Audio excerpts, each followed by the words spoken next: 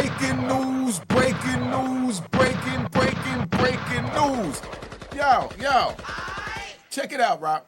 The feds is getting ready to take over Rikers Island. They've been trying to do this for 3 years. I got two reputable men here that's been in the system.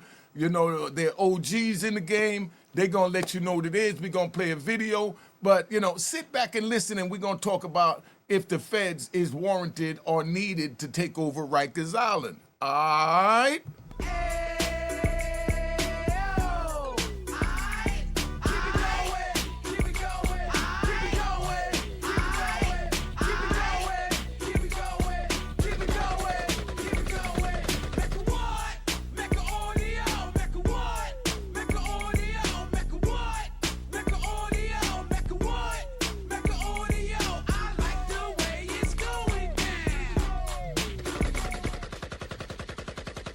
You know what it is, Unique Mech Audio, man. I got two reputable men up here. I'm going to bring them up so you know who it is. I got Lou Sims, you know, so we're going to bring the big homie up. All right, tell them who you are and how much time you did and why you warranted to speak on this and why it's so passionate to you. Well, first of all, I did 5 years in the state, so I experienced the state brutality as well as the federal, because I did 27 years in the feds. But me seeing what them men went through, I went through myself.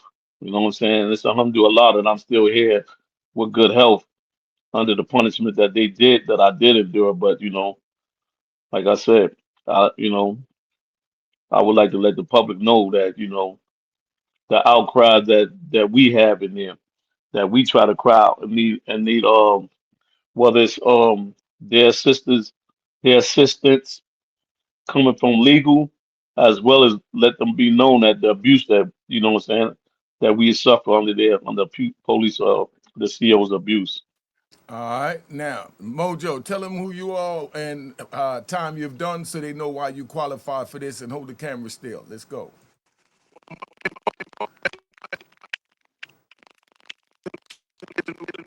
Yo, your mic, Mojo, your mic. See, this is why I didn't want it to happen. Your mic. Yeah, your mic is chopping up, Mojo. Your mic is chopping up, but I'm gonna start the show, try and fix it. If you gotta do whatever, get closer to the building. Let's get this video started. All right, I'm gonna take this down. Pay attention to the video.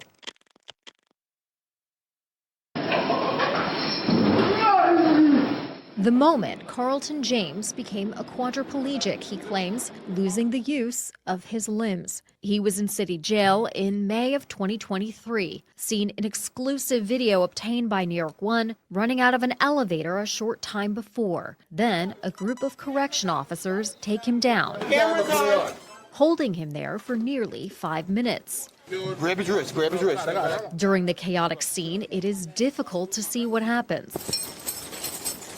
They take him to another area to be searched. Come on, get on your feet. Get on your feet. After that, James, whose arms were rear cuffed and legs shackled, moves his leg towards an officer as he tries to help him with his shoes. They take him down again. The view. Now, what I want to ask you, right? Have you ever been in that situation? And explain to the people how and why. This is Lou Sims speaking. Yeah, I've been in multiple situations that occurred like that, and like I said, it's always excessive force. Even when you comply, you know what I'm saying? And as I'm looking at that video, the least movement, whether it's threatening or not, they they they attempt to apply more force, you know, to take you down or whatever. But like I do want to put on record, like trying to say the topic of this story. That's what made me want to partake in it, because when you go from federal to state, the state police is, like I explained to the feds, the people in the feds, the state whoopings that the police give you in the state is nowhere near what the federal will give you. So with that being said, I know how he lost his limbs because, like I said, they're excessive. Okay, all right. So let me play the rest of this. Mojo, your hand is over the over the lens on your end. partially obstructed in the video obtained by New York One. But he appears to hit his head multiple times. And after that, he can no longer support the weight of his own body. Mr. James was assaulted by corrections officers in the city jails when, as the videos show, he was essentially helpless and trying to follow their orders and treated so savagely that when he signed his affidavit in our case, he had to sign it with a pen in his mouth because he can no longer move his arms. All right, so what do you think about that, Lou? How would you break that down to the people? Because we're trying to prevent the youth from even going down this path. And tell them about your program you run in What protection and direction. Well, one of the things I do want to say is that, like I said, I experienced that before. You know what I'm saying? I had got into an incident in Atlanta with an officer, and when they came in on me, the abuses forth. At first, even though I was complied after the incident, the lay down to be cuffed, they still fold my legs back to put my shackles on, put their knee on my neck, which I couldn't hardly breathe. You know what I'm trying to say? And one even put their feet on my head. You know what I'm saying? But even after I was shackled, they still try to pick me up to carry me to um the shoe receiving room, and they repeatedly try to drop me, like with my hands cuffed from behind my back and so they're basically saying that if you're gonna make them do extra work, this is the punishment you're gonna get. You know what I mean? But like I said, I the punishment that I did receive at that time, it was nowhere near the punishment that I received in the state. Like I said, when I was in the state, I received a punishment somewhere near the punishment like Rodney King was getting. I'm talking about COs with them long sticks hitting me, coming from Siberia, hitting me before they placed me in a hole. And when I got in the hole, you know what I'm saying? When before I even seen medical attention, I got in the hole. It was like every time the bunk, because the bunks in Elmira hole, they're connected together by the wall. So every time that man moved on the next side, I was feeling it where I was hurting at until they came and gave me medical attention and um medicine to ease the pain. And my main thing is this, like, me suffering under all them abuse in prison, that was my main thing to get back to when I got home, to reach back to the people that I left behind, to help them with legal or whatever I can do, and or make awareness of this prison abuse. But when I came home, I realized the state that the youth was in, and I was like, maybe I need to attack. Maybe I need to apply all that I can to helping the youth, so they won't get to that stage. Whereas going to Rikers Island or prison and endure that police brutality. But at the same time,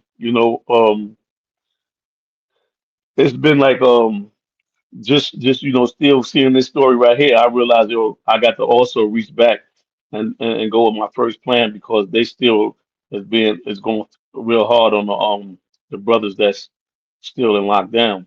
You know, you know.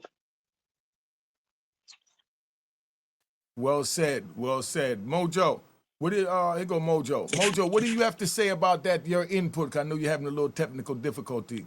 Tell them what you feel about that. Yeah, like I was saying, my name Mojo, man. I did 4 years in the state and 24 in the feds. The feds is far more brutal. Staff is like a gang over there, man. I got I got keloid chain marks around my waist from the excessive force that they exhibit when they do cell extractions like that. They antagonize that. They if there's some little dispute, a dude may be trying to resolve some food issue or whatever the case may be, man.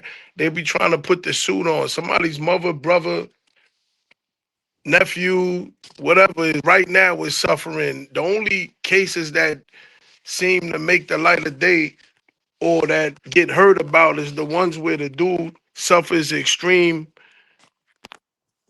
injury, whether he dies, like Victorville, where the dude, where they ran in his cell and the dude was, he backs up and he breaks his neck on the edge of the shower.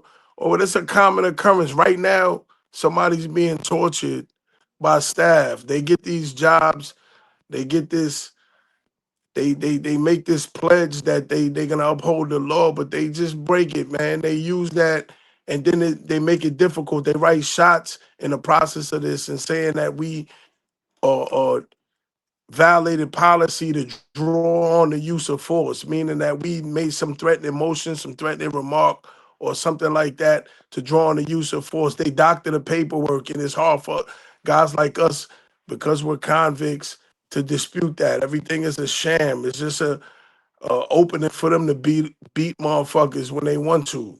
You know what I'm saying? This happens on a regular. This ain't nothing new. The feds taking over the state or Rikers Island ain't gonna do nothing but make it worse.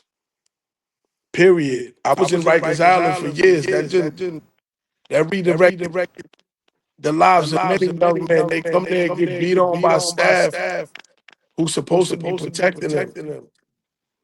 They have Okay, no so have no faith in the faith in the system from system that from point that on, point and they on, end and up they end going up down the going down the paths that they paths that they go. go. But they But did with they a did lot with of a lot guys of in guys in their informative formative years, and a years, lot and of a them lot of guys them like guys Khalif like Browder Khalif and all of Browder them and all of guys them guys who who suffered the suffered effects the of effects of Rikers Rikers Island. Island. That That was that was directly directly responsible for the responsible for the trajectory of these trajectory of guys' these guys' lives. lives. Period. When you Period. come When you home, come you don't have home, no you don't have faith no in no faith in no police. police. Have faith in Have faith nothing. in The nothing. The police are police are criminals. criminals.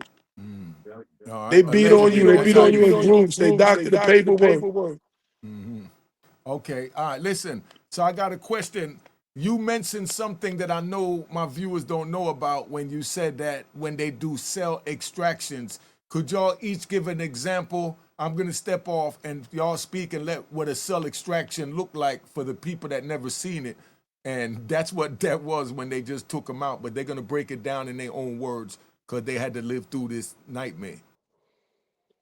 Well, me, you know, especially coming in the federal system in the early '90s, they changed a lot. You know, I'm trying to say, especially the lockdown. They went from 5 to 10 years to three, from 3 to 5 years, and now it's well, I guess it's like 12 months to 18 months. But all that when I see the feds coming in on the state on the governor of the state now, I see it because in the feds they always had to go through the chain of commands. You know what I'm saying?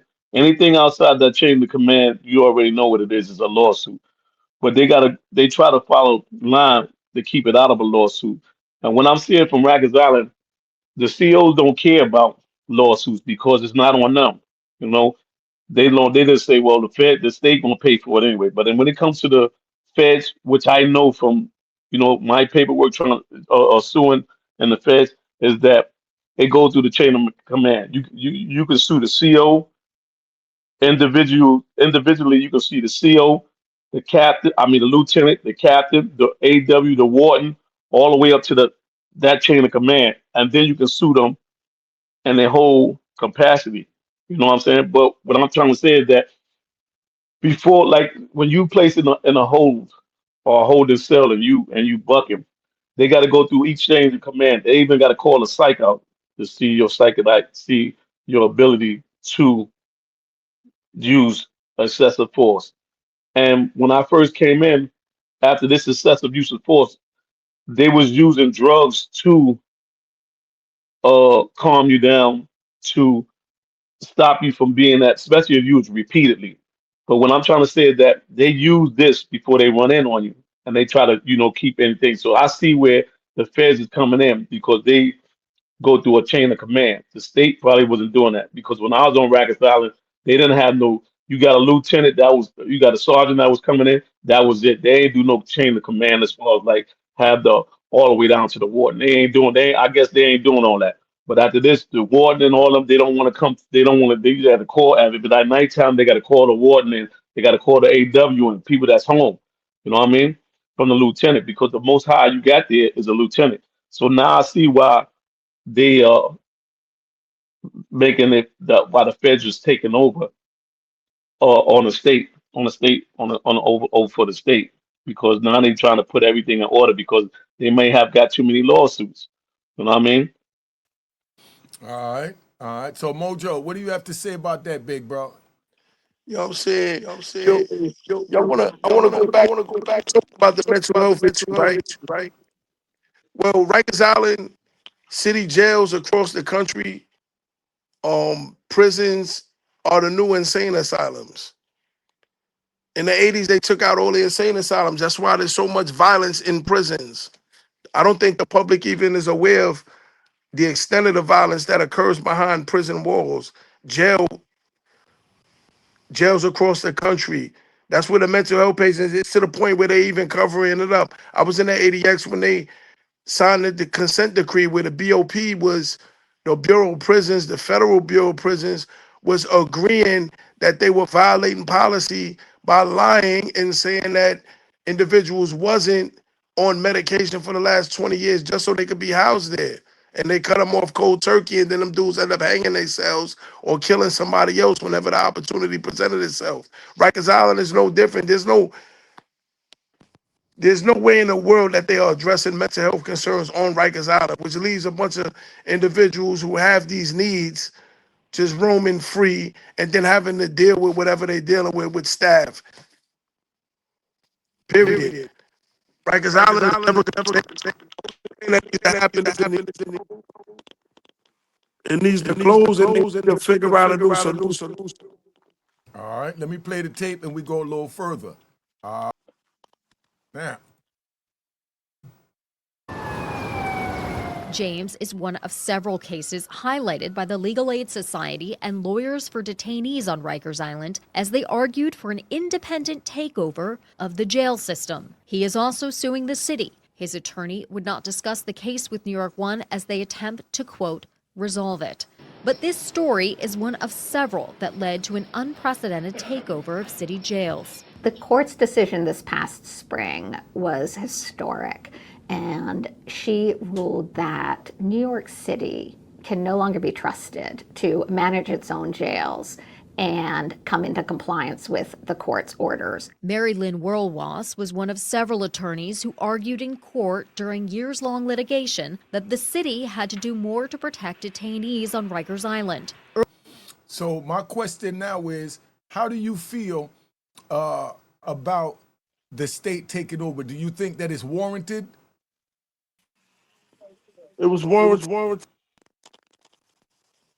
Huh? but I'm gonna but tell I'm you. gonna tell you. oh, go ahead. Go ahead. I'm gonna I'm tell you gonna tell like you this. like And this. And he he said it. said He it. put He it put it right. right. The feds taking over. They're gonna try to do according to the book because of the lawsuits. Everything is about money. You dig what I'm saying? But at the same time, them come like he said, them coming in, it's not gonna change it. You know what I'm trying to say? You know, it ain't gonna change it because Rikers Island been balanced since the early since when I was going as a kid on Rikers Island, the early '80s. It been balanced. You know what I mean? You know what I'm saying? Especially with the COs. Rikers Island, I done been put in the bullpen, the receiving room bullpen, they only gonna hold but so much. I don't see them put a whole house in there where you can't even move. You dig what I'm saying?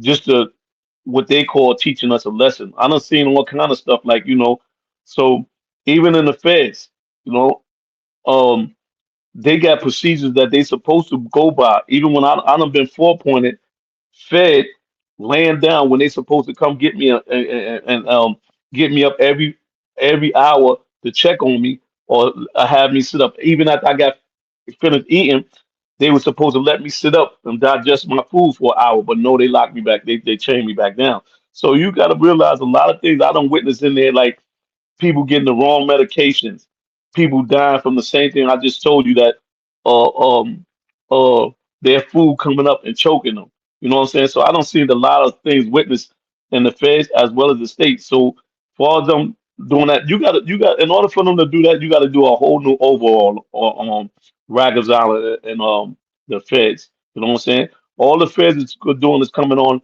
to try to prevent the lawsuits that, like I said, the lawsuits that's been on Rikers Island because now everything is a lawsuit. You know what I mean? You You know? know. All right, all right. So you mentioned something. You mentioned four pointed. Explain to them what 4 point it is before we go further? 'Cause I know they don't know what that is because we experienced Well, it. when you on a concrete slab that got rings in all four of the corners.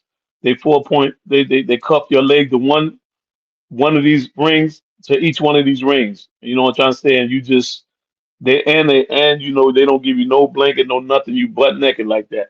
You know what I'm saying? And he just mentioned Lewisburg. Lewisburg was the lowest. I done been in every lockdown, and I can say that Lewisburg and the 2000s was the worst I ever been in because all the COs that was there, they didn't care because where they was saying is that whatever we do to you now, by the time you sue us, they'll be retired. So they didn't have no because um I done had them come in for nothing. You know what I'm trying to say? A man on common fare, which is a different meal than what we get, and he complained about a trade. You know what I'm saying? And saying that I don't want the regular meals, I get this. And they said, well, you ain't gonna eat. So they demonstrate on that. They run they run into us, they run in on us, but at the same time, when they do run in us, like he said he got the belly change, you're gonna be in that at least 24 hours naked with your celly. No mattress, no clothes, no nothing. So that means that if you're on the top bunk, I gotta turn my back to the wall and watch you get up on the until you get up on the back bunk. If you gotta go to the bathroom, you gotta get down. Remind you, you cannot take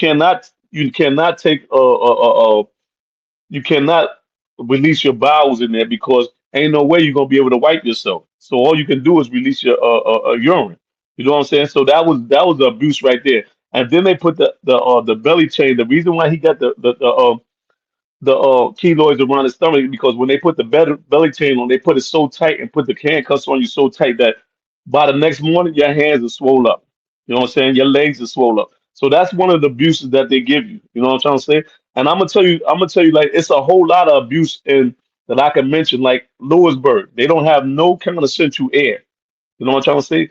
But in the wintertime, you know what I'm saying? They're gonna open the windows so you won't to stop you from going to showers. You know what I'm saying? They're gonna open the windows so you got to remember once they put you in there and the cages to take showers, everybody got to take showers at the same at that time. Those got to whenever you say you ready, that's when I got to cut off my water and say I'm ready because when we call the police, he got to come get us to take us out. Remind you, the windows open in the wintertime. So all that cold air is coming in after we take a shower. Now all we can go to the shower is your boxers and your flip flops and your towel and your shower bag. Now in the summertime, they close in the winter. They close in the winter. So now it's hot in there. You don't want to, because by the time you take a shower and come out the shower, you get back to your cell, you sweating all over again. So you might as well just wash up in the sink. So that's one of the abuses that I'm telling you that I witnessed in the federal prison.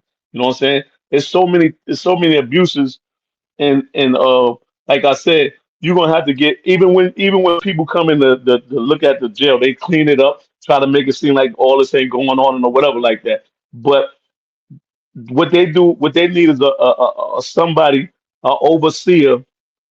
That's his job to make sure the job run right. Because if you go from the lieutenant to the captain to the warden and all that, they're not doing their job because you got to remember all of them were COs before. You dig what I'm saying? All of them were COs before, so they went through it already. You know what I mean? You know, so it's so much abuse in that in the jails that you know I don't feel it. The only way they're gonna be able to do that, like I said, they're gonna have to send somebody and watch them to be an overseer there every day or something like that to make sure that it go right. And that's You know what what they I mean? just said. That's what they're saying now. They're saying that the state needs an overseer to watch the state because the state can't be trusted to watch and monitor themselves. So that's what you're saying, right? Right, as well as the federal system too, because like I said, all the prisons is the same, man. It's not a coincidence that every 5 to 10 years a CO get butchered because they do. Like I said, it's a lot of abuse. I don't seen them violating religious stuff like Qurans or prayer rugs. You know what I'm trying to say? When searching their cells and stuff like that. I don't seen them bring the dogs in. A dog go in your cell. They defecate on your bed or on your thing. They don't come in to clean it up. That's up to you to clean up. But you know what I'm saying? But that's all the abuse that they don't care nothing about. Like you treat it like an animal in there. You know what I mean? You know? All right, let's see what else they got to say. They speak on a couple more people. One that committed suicide, he jumped off a tier, and another one that they left him bleeding for 3 hours internally in a cell after he was jumped in a holding cell. Earlier this year, federal judge Laura Taylor Swain agreed, saying she would appoint an independent remediation manager to take over much of the system. She is currently considering several candidates in a sealed court process.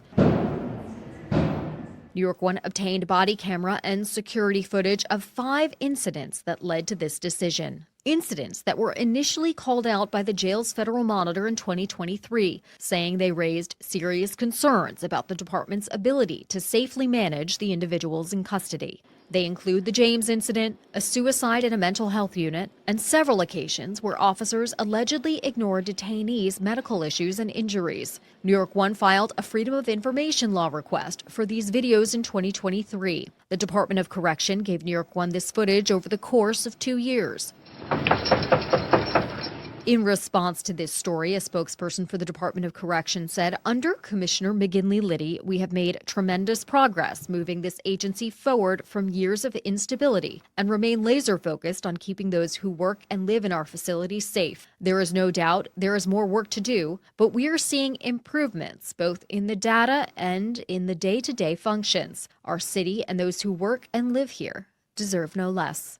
In its response, the department highlighted changes it has made to training, recruitment, and expanding the use of body cameras. It did not answer New York One's specific questions about these cases. In the course of this reporting, we asked the Department of Correction for interviews multiple times, and they declined. We have also asked multiple times to visit Rikers Island, but we were told no. Attorneys for detainees and the federal monitor have said these incidents are emblematic of a chaotic Rikers Island in need of more federal oversight. Cut to May 2023. A very crowded intake pen on Rikers, where some have been waiting for days to be admitted. That included Daniel Cruz. Cruz was in the back of the video and, according to the Rikers Federal Monitor and his attorney, repeatedly assaulted by other detainees. He is taken out of the intake area in clear distress, struggling to get down the hallway. But then Cruz is left in another cell for at least 3 hours, naked and in distress. He was eventually transported to the hospital where he needed to be intubated, had internal bleeding, multiple rib fractures, and a ruptured spleen that had to be removed. He is suing the city. So what do you think about that, Lou? That incident there, as far as them, after he getting jumped in a holding cell, they wound up putting him in another cell, left him butt naked in there, and he was internally bleeding. Have you seen situations like that, and how do you think they should have handled it? One of the things I can describe to you is that that's one of the tactics that they use. They strip you butt naked, and sometimes they'll leave you in shackles, and sometimes they won't. They'll just leave you in there without the shackles. But that's one of the tactics that they use, I guess, really to break you. But at the same time, they put you in another cell. It's not them doing their job, because where where I see things like probably that happened with that case right there, a change of shifts. You know what I'm saying? It happened at 1, 2 o'clock. They leaving it for the next shift to come over and handle that stuff like that. You know what I'm saying? Because you got to remember, it's a lot of paperwork. They got to find housing for them and all the rest of that stuff. And then they got to, see what happened with the other individuals that was involved, assaulting them and all that stuff. So, you know, it's a part of that. That's what I'm saying. When you come to these COs, the way I see it is that a lot of them dudes be like, a lot of them dudes, nobody on the street, was nobody in school. They, I'm trying to say, probably was getting beat up or whatever. So now they get to take it out on them. But a lot of them be lazy too. They come in and think they want to have a straight, calm 8 hour shift. That's understandable. You know what I'm saying? But at the same time, that's what you want. But at the same time, you got to do your job. So a lot of times, like even with the person that jumped off the chair, you know what I'm saying? That could have been a mental health person the the psych there overlooked. You know what I'm trying to say? Thinking, okay, he all right, just give him some medication. You know what I'm saying? Or he don't need no medication when he asking for his medication. So it's a lot of things that's overlooked. when it comes to the staff. And like I said, if they had an overseer to make sure that the prison was running right, instead of letting those that's coming there, that's been working there, as far as like the captain, the sergeant, whether it be a sergeant or lieutenant or the regular COs, you know what I'm trying to say? It might help, but like I said, for since I've been going to jail since the early '80s, nah, you know what I'm saying? I don't have no good history for like in prison. All right, well said. Now, this is the young man who they left bleeding in the cell for 3 hours before they gave him medical attention. Lawyer speaking on what went down. His attorney. Instead of being taken with obvious injuries to medical, he was left in a cell. He was transferred to a cell and left there for hours and hours with internal bleeding. During this time, his injuries continue to get worse. His case is an example of how people are treated at Rikers Island, and that's really with a lack of care. In a statement to New York One, Cruz said, "They were supposed to protect me, but instead I got jumped and hurt real bad. I was bleeding, in pain, and asking for help, but nobody came. They left me naked in a cold cell for hours, like I ain't even human." In another incident, a detainee, Rubu Zhao, was on a mental health unit on Rikers and is seen jumping to his death on the floor below. A State Commission on Correction report from earlier this year said there were inadequacies in the psychiatric and mental health care provided to him, but much of the report is redacted. The healthcare provider for Rikers Island told New York One it disagreed with this finding, and after conducting a quality assessment review, found the care provided to the patient was, quote, appropriate. We are running Rikers Island. All right, before Mayor get a chance to speak, what do you think about that? Because you touched on that, Lou, about the young man jumping off the stairs. How do you think they handled that? And how do you think they talk about they did exclusive review and found that he got adequate care? Speak on that so Like people like understand. I said, in some cases they deny you medication. In some cases they give you the medication. In some cases where people be in a mental state and they've been on medication since the beginning, like since they was kids, they try to downplay it and don't give them the medications when they know that these medications is what keep these people calm. But then you got these people that they feel is violence. They'll give these medications to try to calm the violence in them down. You know what I mean? So you might have a person that you see as active right now, then the next day you might see him, you be like, man, he moving slow. You know what I mean? Because back then, they had the Thorazine and all the rest of that stuff. You know what I mean? So when I say this to say that, that's the psychiatrist um negligence when it comes to certain things like that. You know? And then you got to remember, when you in a on a unit, far as like that, the security is more tight because most of the time they put you in a cell, a glass cell, where you got somebody watching over you 24 hours, especially if you're suicidal or if you know what I'm saying. But that's like I said, that's their negligence. If the psych have recommend that, that's what they would have had to do. So it's a lot of negligence for like on an institutional period. You know what I mean? So like I said, it's lazy staff or staff that you know what I'm saying, they got uh degrees and certificates for this and this and that, but they don't apply that. You know what I'm saying? They think everything is a sham in there because they're a sham. You dig what I'm saying? You know? All right, so now we're gonna have the mayor speak. Thank you, Lou. I think you're doing an excellent job. Well, thank you And we too. could continue to move it forward. And Rikers Island has been a problem for decades. 3 years and 9 months, we have made great strides. We should be able to continue the job. The city continues to fight the appointment of this independent manager, commonly referred to as a federal receiver, in court. Still, numbers show there are more stabbings and slashings on Rikers than there were when court oversight was initially installed a decade ago. The use of force by corrections staff is also worse than when this lawsuit started. It's for these reasons, attorneys argue, Rikers is more dangerous now than it was before, and a federal receiver is necessary. And someone who sees that there's an opportunity here to cut through some of the morass and some of the New York City politics that have made Rikers Island a quagmire and I would say, laughing stock of the United States, if in fact it weren't so shameful. Now, so what do you think about that, Lou? We just did a whole commentary. What do you think they could do to better this situation, being that you have been in that situation? Like I said, they're gonna have to tear everything out and build everything up. You know what I'm saying? That's like I said. You know, me me being a how you say it, a product, or being institutional since I was a kid. You know, I ain't seen no change. You know what I'm saying? 5 years state, 27 years, and I still can't tell you nothing good about being in prison. So, like I said, all I can say is that they need an overseer to, you know what I'm saying?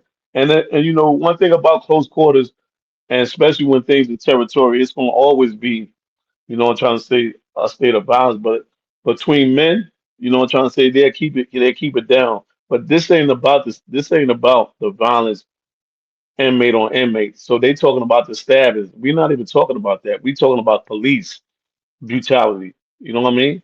Their excessive force on the inmates. That's what we talking about right now, because you know they're the overseers. You know what I mean?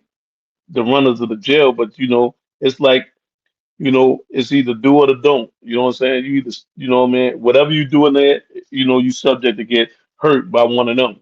You know what I'm saying? Not one of them. They coming in with a team. You know what I'm saying? So this is the thing that we talking about right now. We ain't, so the mayor talking about the stabbings. You know what I mean? But we ain't talking about the stabbings right now. We talking about why the feds is coming to take over the state. You know what I mean? We talking about the police brutality. How can we fix that? Because, like I said, it's a lot of it. You know, it's a lot of it. Okay, all right.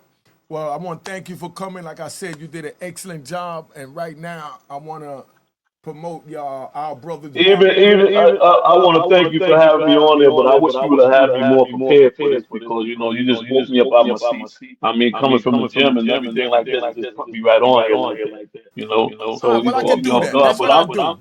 okay. That's I'm what I good with do. it, but I'm hoping I can make what I'm saying, get especially the people in society to realize what's going on behind these bars. You know what I mean? Because it's going to continue to be the same way. And it's going to be the cover up. Even when you hear the mayor talking about, he talking about stabbings on Rikers Island, but what about your staff?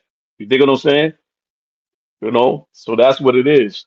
You know. Well said. But again, this is our brother Leonardo Casico, aka Jimmy Fingers. This is his book. Please go cop his book. Lou Sims also wrote a book. This is his brand logo. This is his shirt. Go look on the website, House of Casico, and represent the brother. And Lou, let them know they could scan the QR code that we getting ready to play on the outro. We get ready to go off. We're gonna do another one where Lou is better prepared, as he said. But I called him because I was really excited about bringing this story to you, and I couldn't think of anyone other than the big homie, because he's ran cars on the compound and different scenarios happen. Now, when something like this happen and you're on the compound and the word come out the shoe that they're treating one of the brothers, you know, from New York, that they put you in charge of because you're the big homie and you make rational decisions for the men. Um, how does that play out so they can understand that before we go out? You already know how, I'm not gonna say you already, I'm saying how it goes, but those that don't know, certain things like this, we marching on administration. And that, if the CO's got out on one of the homies or something like that, we want to make sure his health is well, that he got medical attention and everything. Meaning that, okay, if you saying that he in a hole, we want to go see and make sure he's healthy, and what I'm saying, his medical attentions had been attended to, and you know what I'm saying, basically found out what's going on, whether he in medical or not. You know what I'm saying? Because that can cause a full blown riot too. You dig what I'm saying? Because we lost a lot of people with stuff like that where people had died. You know what I'm saying? So, and I look at it as me being myself. I don't want to be in that position, and you know, trying to say, and the homies don't come check on me. So that's one of the main things that when you're on the compound, you know you're gonna govern on that. If they get into it with the staff, and the staff, you know what I'm saying, before this thing go off, you know what I'm saying, if you saying that he all right, let me see him to make sure. That's all. You know what I'm saying? Instead of hearing about it in the news that something that he died or something like that. All right. So if anyone want to be on the show to tell their story or whatever, the number is on the screen. I'm gonna go on the outro. You can scan the QR code coming up on the screen to buy Lou Sims' book. You want to tell them something about your book? Remember, you can scan the QR code. I finally got my brother up here to promote the book. The book is fire. Tell them about the book, Lou. It's called Once Upon a Time in Harlem. You know, it's an outline of my life, like especially when I was my incarceration, the when I went through, far as like it got some of the stuff that I've been through when I was in society before my incarceration, and it got a lot to do with my case, far as like why my case was a political case, and certain people in and the political world has played a major role in my sentences and my case back then. Okay, so now we're gonna tap out. Make sure you cop my man's Lou book. The QR code on the screen work. I took my personal time to build this video for my brother because the book is fire and we all trying to win. All right. Cheers, cheers, toast the crime, toast the crime, the crime, the crime, the crime. Ayo,